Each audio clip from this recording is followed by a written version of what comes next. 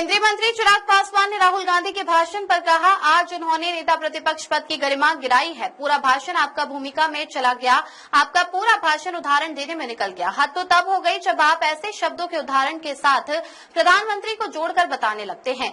आपको नीतिगत विरोध करना चाहिए, आपको अपने सुझाव पेश करने चाहिए। कहीं न कहीं उन्होंने अपने ही सांसदों के सामने खुद को हंसी का पात्र बना लिया।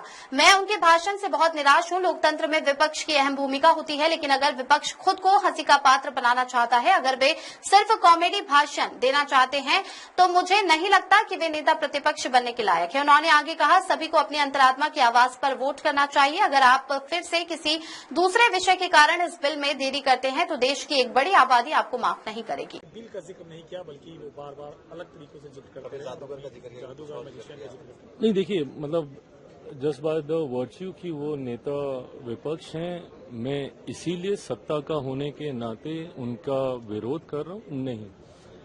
मैं मानता हूं कि आज उन्होंने नेता प्रतिपक्ष की गरिमा को गिराने का काम किया है। मैं हमेशा से खुद शब्दों की मर्यादा का पक्षधर रहा हूं। मैंने हमेशा माना है कि जो विषय हो उस पे अपनी बातों को रखना चाहिए।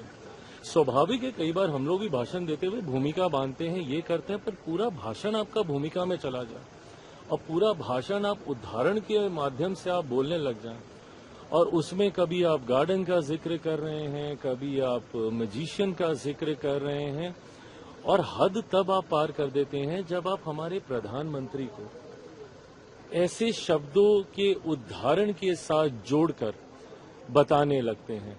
आप कीजिए, विरोध करना है, आप नीतिगत विरोध कीजिए ना। आप बताइए डीमेरिट्स क्या क्या हैं, जो भी बिल आए हैं उसमें आप डीमेरिट्स बताइए, आप अपने सुझाव बताइए।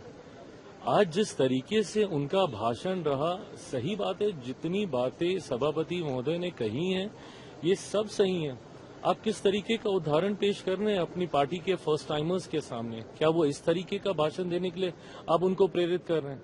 ऊपर गैलरी में बच्चे भी बैठे हैं, महिलाएं बैठी हैं, सब बैठी हैं। क्या लगेगा उनको, क्या समझेंगे कि नेता विपक्ष क्या बातें कर रहे हैं? मुझे लगता है कहीं ना कहीं उन्होंने अपने आप को आज के भाषण से एक हास्य का पात, उनके खुद के सांसद, ये कोई मजाक नहीं चल रहा ना सदन में। अगर आपको जोक्स ही क्रैक करने हैं, आपको फनी बातें करनी है, तो फिर आप स्टैंड अप कर लीजिए। आपके खुद के सांसद पीछे बैठे हंस रहे हैं। क्या आप संसद में लोगों को हंसाने आए हैं या इतने महत्वपूर्ण विषय पे गंभीरता से अपनी बात रखने आए हैं? Honestly speaking, I been extremely disappointed. आज जिस तरीके से उनका भाषण रहा, जिस तरीके से उनकी बॉडी लैंग्वेज रही, जिस तरीके से उन्होंने अपने आप को कंडक्ट किया, मैं मानता हूं ये बहुत डिसअपॉइंटिंग है कि एक ऐसा नेता प्रतिपक्ष हमारे सामने है। और नेता प्रतिपक्ष की अहम भूमिका है, लोकतंत्र में विपक्ष की बहुत अहम भूमिका है। बट अगर विपक्ष अपने आप को खुद मजाक का पात्र बनाना चाहता है, खुद अगर कॉमेडी भाषण ही अगर उनको करने का अगर उनको मन है, तो मैं नहीं मानता कि फिर वो नेता प्रतिपक्ष के लायक है। चिराग जी, जिस तरह का विपक्ष का रुख है, आपको लगता है कि ये बिल आज पास हो पाएगा सदन में? देखिए, मुझे नहीं पता कि भविष्य में अभी कुछ घंटों में ही परिणाम सामने आ जाएंगे, होगा नहीं होगा। पर जैसा प्रधानमंत्री जी ने भी अपने ट्वीट के माध्यम से उन्होंने भी आग्रह किया कि हर किसी को अंतरात्मा की आवाज से मतदान करना चाहिए। जितने सांसद मौजूद हैं, हर किसी की नैतिक जिम्मेदारी भी है। आई डू अंडरस्टैंड, जब पार्टी पॉलिटिक्स की बात होती है, आपको अपने दल के आधार पर आपको फैसले लेने होते हैं, बट ये कुछ ऐसे फैसले हैं जहां पे नैतिकता को आपको आधार बनाना चाहिए।